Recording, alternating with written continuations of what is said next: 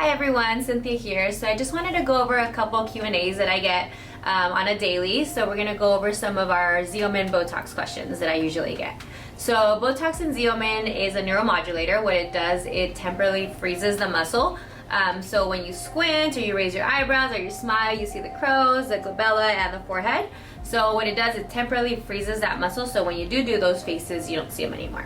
So usually the treatment lasts anywhere between 3 months to 6 months. It all is based on your own metabolism. So if you're a runner, if you work out a lot, if like you're staring at a computer all day long, you'll get more of the 3-month mark. The unit wise is based per patient. So usually it's a 1-to-1 ratio, ballpark on your age. So I'm 29, so usually I'll get anywhere between 28 to 32 units. So that's kind of a ballpark.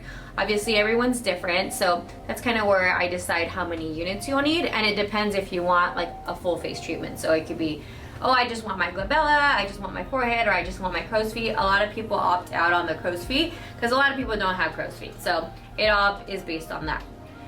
Longevity, like I said, 3 to 6 months. So you want to come get a touch-up anywhere between that. If you wait the 6 months, you're going to have to get a full treatment. If you want to get it done before, then obviously you'll have less treatments.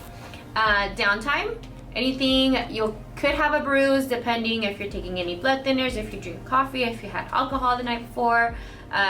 Some herbs make you bleed a little bit more, so it just depends on all that. Let's see, icing will always help. Things you can't do after Botox or Xeomin treatment would be working out for 24 hours or laying completely flat after 4 hours. So my late patients that get here around 5:30, you can't go to sleep till like about, let's say at 4 hours, maybe like 10 p.m. So gotta keep that in mind.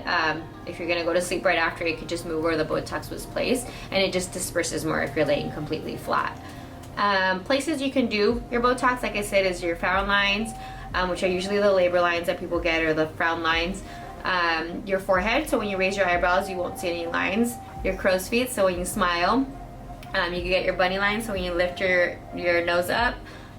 Your gummy smile, so when you smile, you can see your gums. You can relax that muscle.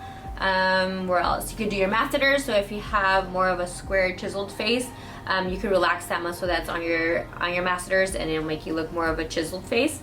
Where else can you get it?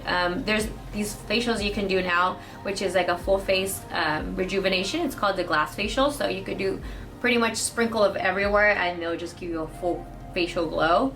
Platysmal bands too, so when I don't have any, but when you lift your chin up, you can see the bands that come up in here, and that can relax it. That's mostly when you're of older age.